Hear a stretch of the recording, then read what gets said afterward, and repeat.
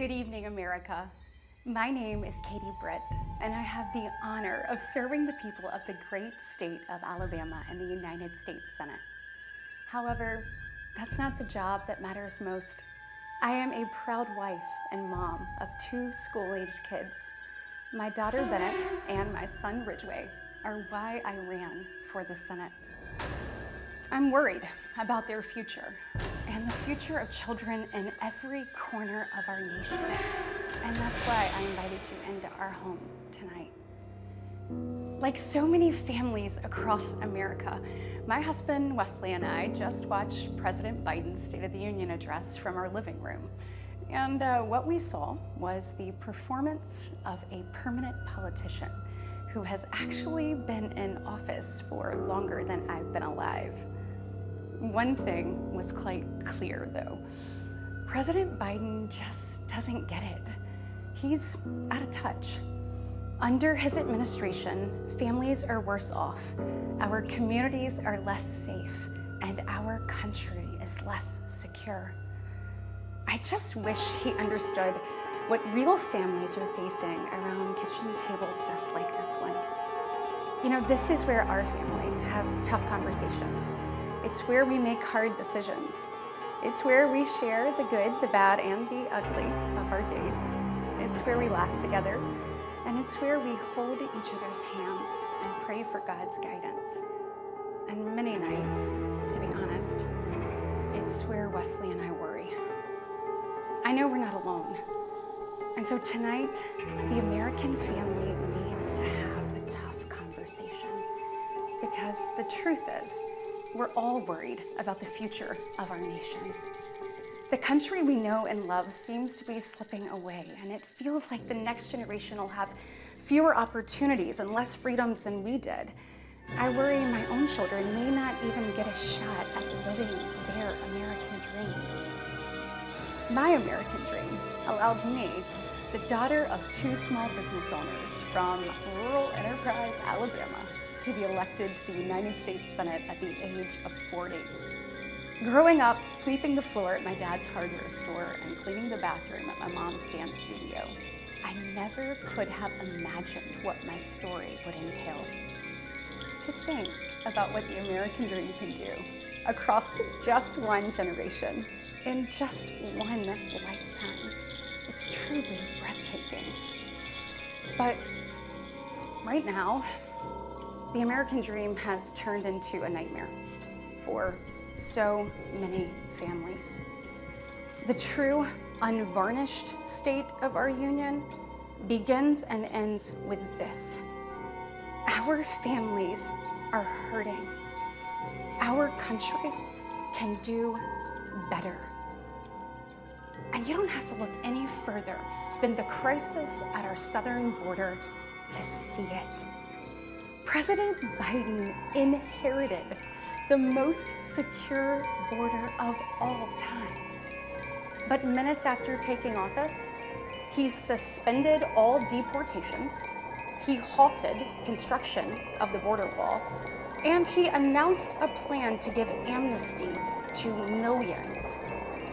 We know that President Biden didn't just create this border crisis, he invited it with 94 executive actions in his first 100 days. When I took office, I took a different approach. I traveled to the Del Rio sector of Texas. That's where I spoke to a woman who shared her story with me. She had been sex trafficked by the cartels starting at the age of 12. She told me not just that she was raped every day, but how many times a day she was raped.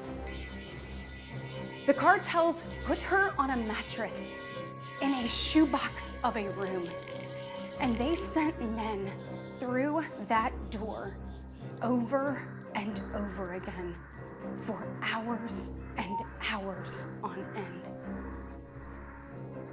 We wouldn't be okay with this happening in a third world country.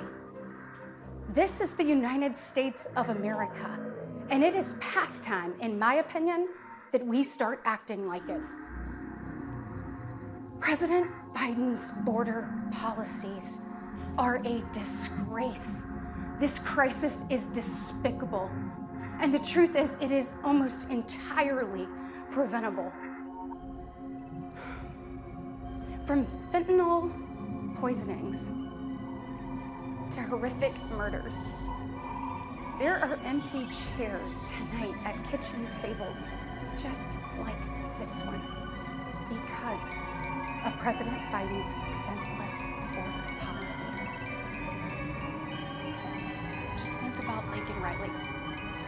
In my neighboring state of Georgia, this beautiful 22-year-old nursing student went out on a jog one morning, but she never got the opportunity to return home. She was brutally murdered by one of the millions of illegal border crossers President Biden chose to release into our homeland. Y'all, as a mom, I can't quit thinking about this. I mean, this could have been my daughter. This could have been yours. And tonight, President Biden finally said her name. But he refused to take responsibility for his own actions. Mr. President, enough is enough. Innocent Americans are dying, and you only have yourself to blame. Fulfill your oath of office. Reverse your policies. End this crisis and stop the suffering. Sadly, we know that President Biden's failures don't stop there. His reckless spending dug our economy into a hole and sent the cost of living through the roof. We have the worst inflation in 40 years and the highest credit card debt in our nation's history. Let that sink in. Hardworking families are struggling to make ends meet today. And with soaring mortgage rates and sky-high childcare costs, they're also struggling to how to plan for tomorrow. The American people are scraping by while President Biden proudly proclaims that Bidenomics is working. Goodness, y'all, bless his heart, we know better. I'll never forget stopping at a gas station in Shelton County one evening. The gentleman working the counter told me that after retiring, he had to pick up a job in his 70s so that he didn't have to choose between going hungry or going without his medication. He said, I did everything right. I did everything I was told to do. I worked hard, I saved, I was responsible. He's not alone.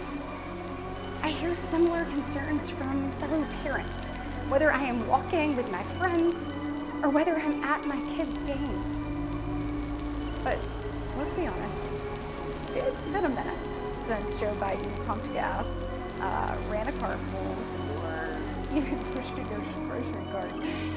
Meanwhile, the rest of us see our dollar and we know it doesn't go as far.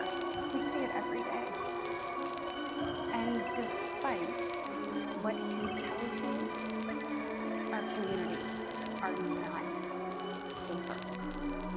For years, the left has coddled criminals and defunded the police, all while letting repeat offenders walk free. The result is tragic, but foreseeable. From our small towns to America's most iconic city streets, life is getting more and more dangerous. And unfortunately, President Biden's weakness isn't just hurting families here at home. He is making us a punchline on the world stage. Look, where I'm from, your word is your bond. But for 3 years, the president has demonstrated that America's word doesn't mean what it used to. From abandoning our allies in his disastrous withdrawal from Afghanistan to desperately pushing another dangerous deal with Iran. President Biden has failed. We've become a nation in retreat. And the enemies of freedom, they see an opportunity. Putin's brutal aggression in Europe has put our allies on the brink. Iran's terrorist proxies have slaughtered Israeli, Jews, and American citizens. They've targeted commercial shipping, and they've attacked our troops nearly 200 times since October, killing 3 U.S. soldiers and 2 Navy SEALs. Meanwhile, the Chinese Communist Party is undercutting America's workers. China is buying up our farmland, spying on our military installations, and spreading propaganda through the likes of TikTok. You see, the CCP knows that if it conquers the minds of our next generation, it conquers America. And what does President Biden do? Well, he bans TikTok for government employees, but creates an account for his own campaign. Well, you can't make this stuff up. We all recall when presidents faced national security threats with strength and resolve. That seems like ancient history. Right now, our commander-in-chief is not in command. The free world deserves better than a dithering and diminished leader. America deserves leaders who recognize that secure borders, stable prices, safe streets, and a strong defense are actually the cornerstones of a great nation. Just ask yourself, are you better off now than you were 3 years ago?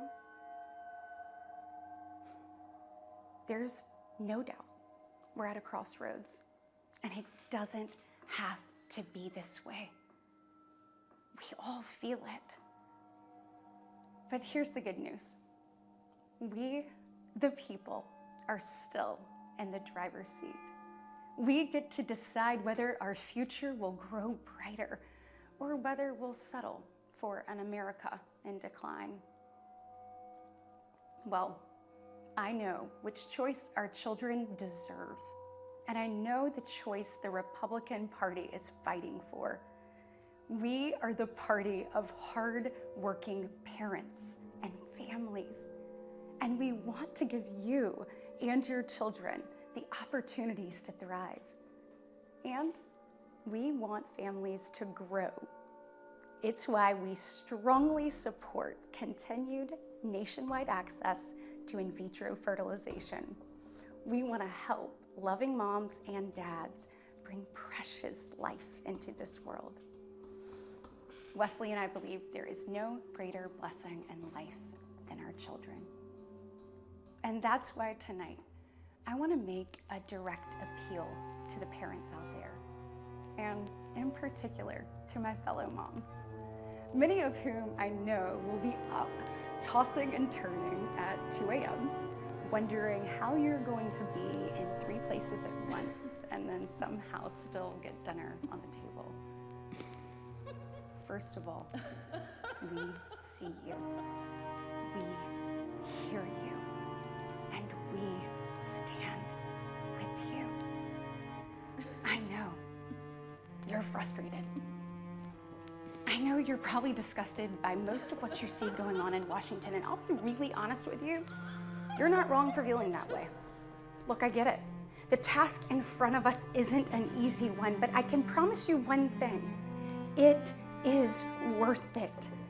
So I am asking you, for the sake of your kids and your grandkids, get into the arena.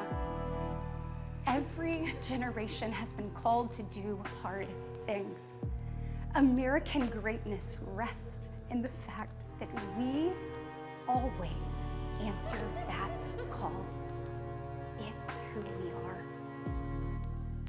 never forget, we are steeped in the blood of patriots who overthrew the most powerful empire in the world.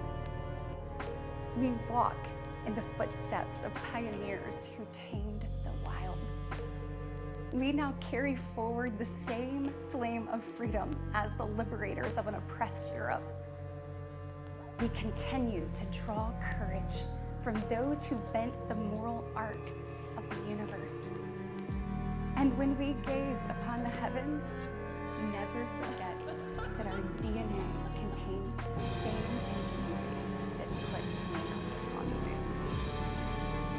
America has been tested before, and every single time, we've emerged unbowed and unbroken. Our history has been written with the grit of men and women who got knocked down. But we know their stories because they did not stay down. We are here because they stood back up. So now it's our turn, our moment to stand up and prove ourselves worthy of protecting the American dream. Together, we can reawaken the heroic spirit of a great nation. Because America, we don't just have a rendezvous with destiny. We take destiny's hand and we lead it. Our future starts around kitchen tables just like this, with moms and dads just like you. And you are why I believe with every fiber of my being that despite the current state of our union, our best days are still ahead. May God bless you, and may God continue to bless these United States of America.